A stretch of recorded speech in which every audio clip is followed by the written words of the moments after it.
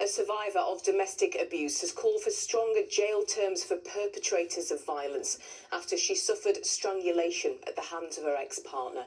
Gemma Laidler from Tyne was attacked by Ryan Grundy in 2022. The same year, non-fatal strangulation became a singular criminal offence. He was sentenced to 14 months in prison, but Gemma says despite guidelines changing last year, sentences still don't reflect the severity of the crime.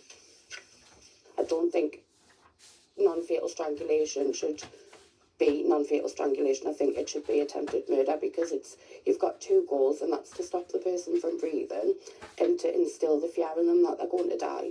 But he left the fear in me because I changed after that. Well, the Ministry of Justice spokesperson told us, although sentencing decisions are made by the independent judiciary, new sentencing guidelines mean that non-fatal strangulation committed as part of domestic abuse can carry a sentence of up to 5 years in prison. Police believe a Northumberland hero of the Piper Alpha oil rig disaster, who's been missing for 2 months, went into the water off the coast at Amble. Charles Yarwood, known as Mike, was last seen in the town on Friday, November the 21st last year. Northumbria police say that CCTV footage leads them to believe that the 78-year-old entered the water and has been swept further out to the North Sea. A project to improve cancer diagnosis among North Shields fishing community is being held up as an example by the government. Ministers have announced measures to cut differences in cancer outcomes around the country. The North Tyneside scheme brings information and screening programmes directly to the quayside.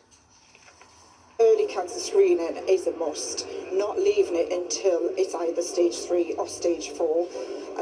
Removing the barriers, removing the stigmas from cancer. On to sport, and Newcastle United captain Bruno Guimaraes hasn't been ruled out of this weekend's game against Aston Villa.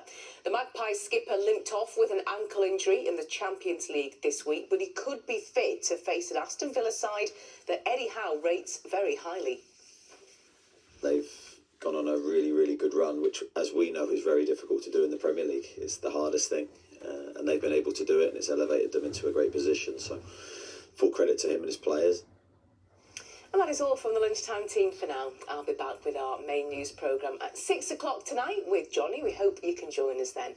Ross has a full weather forecast coming up next, but in the meantime, enjoy the afternoon. We will see you later. Bye-bye.